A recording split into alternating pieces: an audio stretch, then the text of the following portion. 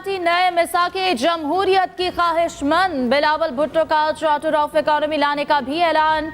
कोयटा में जलसे से खिताब करते हुए कहा, मुल्क को नई सोच और तर्ज सियासत की जरूरत है। पीपल्स पार्टी का मुखालिफ कोई सियासतदान नहीं बल्कि गुर्बत और महंगाई है। मुआशी हालात पहले कभी इतने बुरे नहीं थे जितने आज हैं। महंगाई, गुर्बत और बेरोजगारी की वजह से अवाम पिस रहे हैं। नून लीग अब महंगाई लीग के नाम से पहचानी जाती है। सबको मालूम है इनकी सियासत शोबाज है। नौजवानों की क़यादत कोई खिलाड़ी नहीं, मैं खुद करूंगा। इक़्तिदार में आकर नौजवानों के लिए नौजवान कार्ड लाएंगे। 8 फरवरी को जयाले सरप्राइज देंगे। आमिरों ने नफरत और तकसीम की सियासत को परवान चढ़ाया। आसिफ जरदारी ने नफरत, तकसीम और इंतकाम की सियासत दफन की। बिलावल भुट्टो ने जलसे में अगली बारी फिर जरदारी के नारे भी लगवा दिए। हर मौसम में, हर दौर में हमने बिलावल की सपोर्ट करनी है, उसकी हमने तरबियत करनी है और जो हमें आता है वो उसको ट्रांसफर करना है।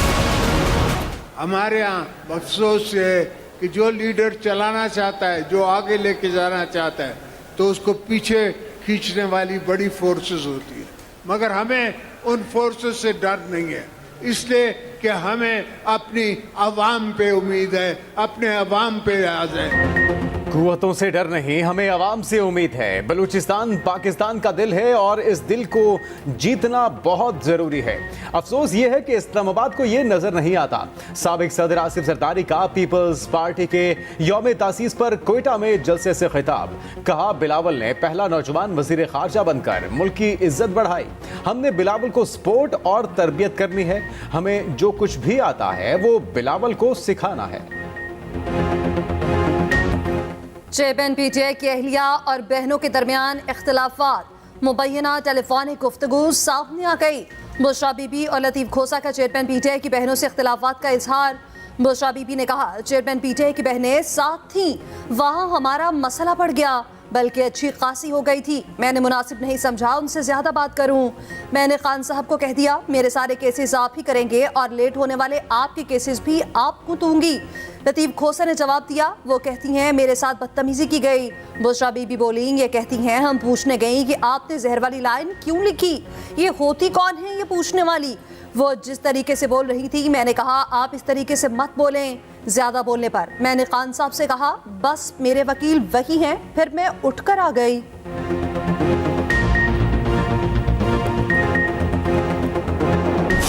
शर्म आनी चाहिए जिसने ये जाती कोई लीक की है। अगर इस किस्म की कॉन्वर्सेशन क्लाइंट और वकील के दरमियान होती है जिसने लीक की है, उसे शर्म आनी चाहिए। जस्टिस बाबर सितार साहब ने ऑर्डर किया हुआ है कि आए बताएं कौन लीक करता है, किस कानून के तहत लीक करता है, क्यों नहीं उसकी सजा दी जाती है जो इस तरह की हरकत करता है। ये प्राइवेसी में कैसे मुदाखलत हो सकती है, वो ऑलरेडी चल रही है और मैंने की हुई है। पीटीआई के वकील लतीफ खोसा ने ऑडियो की तस्दीक कर दी। सहाफ़ी के सवाल पर जवाब दिया। वकील और इसके मुवक्किल की गुफ्तगू लीक करने वालों को शर्म आनी चाहिए। सवाल किया, ये ज़ाती गुफ्तगू को लीक करता है। ऑडियो लीक करने वालों को अदालत से रुजू का मशवरा। कहा, ऑडियो सामने लाने वाले सब कुछ अदालत में बताएं।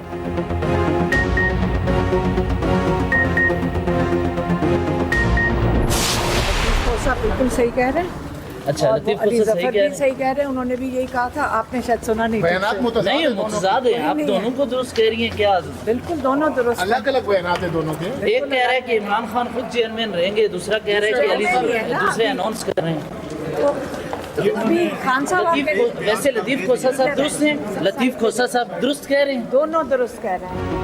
हमारी किसी से कोई लड़ाई नहीं। चेयरमैन पीटीआई की बहन अलीमा खान का ऑडियो लीक पर रद्द अमल। कहा, ऑडियो नहीं सुनी, इस ऑडियो लीक से क्या फर्क पड़ता है। तहरीक इंसाफ की चेयरमैनशिप के सवाल पर बोली, लतीफ खोसा दुरुस्त कह रहे हैं, अली जफर भी सच्चे हैं। अली जफर भी यही कह रहे हैं कि आपने दुरुस्त नहीं सुना।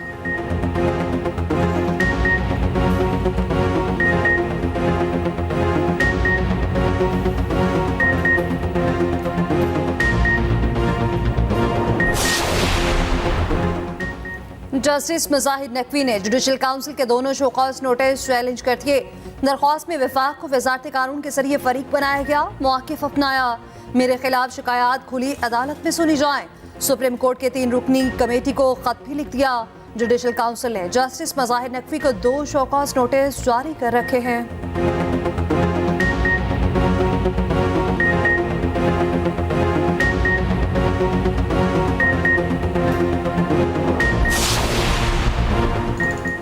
बरियत के बाद नवाज शरीफ की सियासी सरगर्मियां तेज। कायद नून लीग की ज़ेर सदारत मॉडल टाउन में बड़ी बैठक, पार्टी रहनुमाओं से मुलाकातें जारी, मुख्तलिफ इजलास भी शेड्यूल। शहबाज शरीफ, मरियम नवाज और इसहाक डार भी मौजूद। खैबर पख्तूनख्वा में यूथ की क़यादत को इजलास के लिए बुला लिया गया। नौजवानों को इंतखाबी खुसूसी टास्क दिए जाएंगे।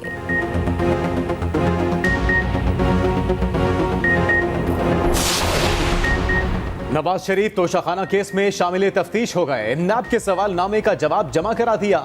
नाब ने केस में 10 से जायद सवालों का जवाब मांगा था। जराये के मुताबिक तफ्तीशी अफसर ने एहतसाब अदालत को आगाह कर दिया।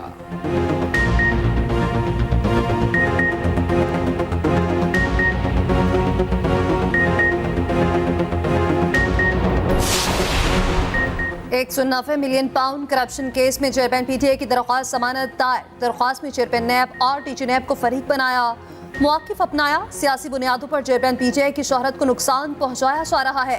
केस के फैसले तक जमानत बाद गिरफ्तारी मंजूर की जाए। एहतसाब अदालत के जज मोहम्मद बशीर ने नोटिस जारी कर दिए। समाअत 4 दिसंबर तक मुलतवी।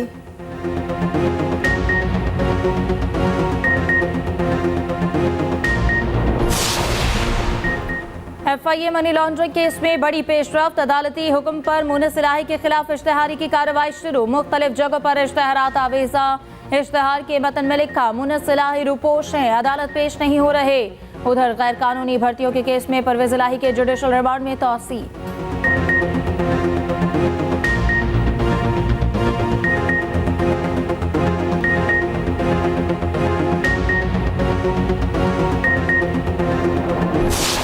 रिलीफ ही रिलीफ है, उनको लंबा रिलीफ है।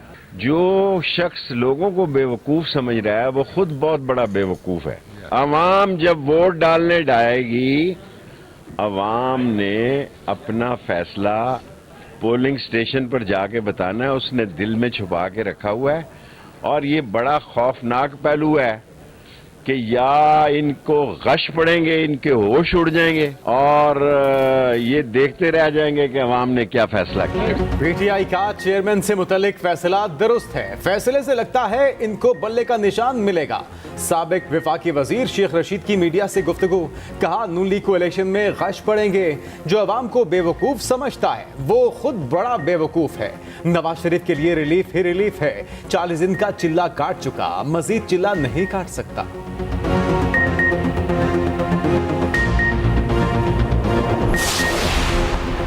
इलेक्शन कमीशन हतमी हल्का बंदियों की अशात आज करेगा। इलेक्शन कमीशन के मुताबिक आइंदा आम इंतखाबात नई हल्का बंदियों की बुनियाद पर होंगे। इलेक्शन कमीशन ने इंतखाबात में ताखिर की खबरों को बेबुनियाद और गुमराह कुन करार दे दिया। तर्जुमान का कहना है इंतखाबी फहरिस्तों की तैयारी ना होने की खबरें झूठ हैं। हतमी तजदीद शुदा इंतखाबी फहरिस्तों की प्रिंटिंग नाथरा में जारी है। मुख्तलिफ इस्लामी तरसील भी शुरू कर दी।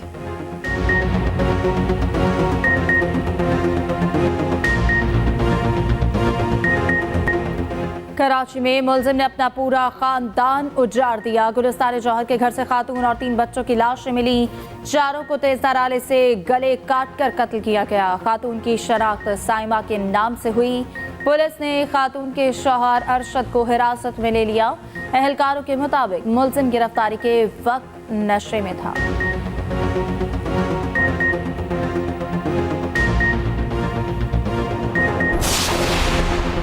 स्मॉग पर काबू पाने के लिए पंजाब हुकूमत का एक और इजलास में स्मॉग की सूरत हाल का जायजा लिया जाएगा।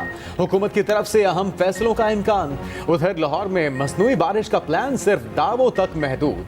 पंजाब हुकूमत के पास मौजूद स्प्रे करने वाले 6 तैयारे नाकारा। प्लांट प्रोटेक्शन डिपार्टमेंट के ज़ेरे इस्तेमाल तमाम तैयारे वॉल्टन एयरपोर्ट पर मौजूद।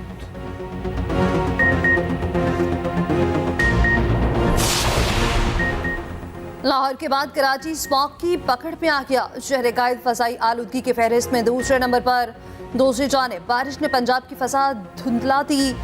लाहौर और गिरतोनवाब में हल्की बारिश फसाई आलूदगी में नुमाया कभी। खुली फसा में सांस लेना आसान हो गया। एयर क्वालिटी इंडेक्स में मजीद बेहतरी की उम्मीद। आज वक्फे वक्फे से बारिश की पेशगोई।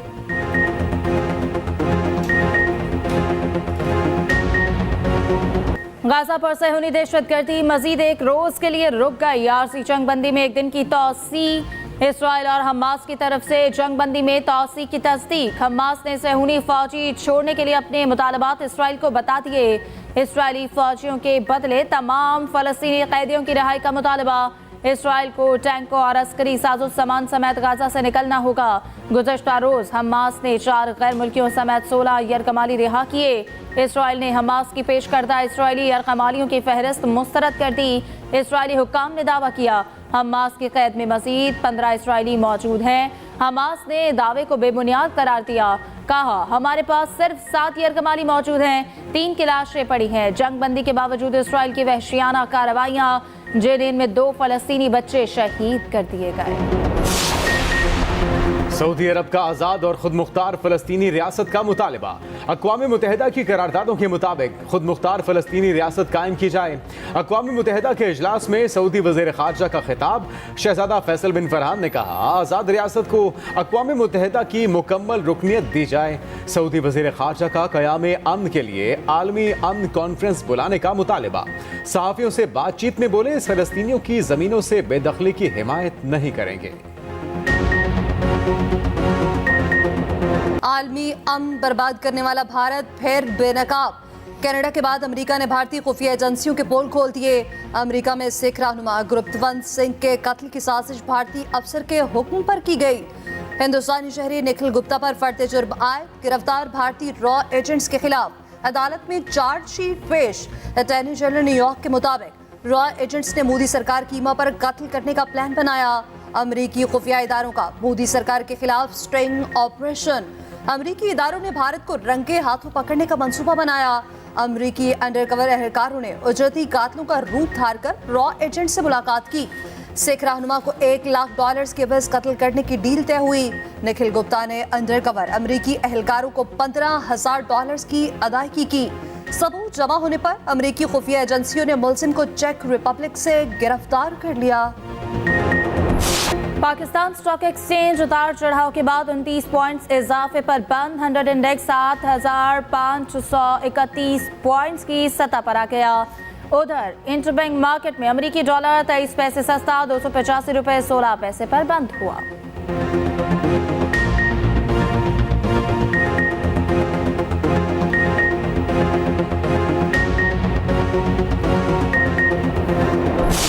बालाई पहाड़ी इलाकों में बर्फबारी ने रंग जमा दिए। चित्राल की बेशतर वादियों ने सफेद चादर ओढ़ ली। नारायण कागान में 2 इंच तक बर्फ पड़ चुकी। दूर दूर तक बर्फ ही बर्फ दिखाई देने लगी। वादी लीपा में रात से बारिश और बर्फबारी का सिलसिला जारी। आसमान से गिरती बर्फ ने नजारे हसीन कर दिए। राब्ता सड़कें जुज़वी तौर पर मुतासर। जाड़े ने सर्द इलाकों में जिंदगी मुश्किल बना दी।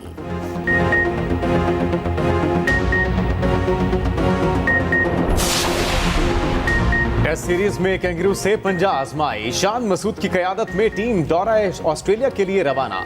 कौमी स्क्वाड बरास्ता दुबई सिडनी पहुंचेगा। 31 रुकनी दस्ते में 18 खिलाड़ी शामिल। टीम ऑस्ट्रेलिया में 3 टेस्ट मैचेस की सीरीज खेलेगी। पहला टेस्ट मैच पर्थ में 14 दिसंबर से शुरू होगा।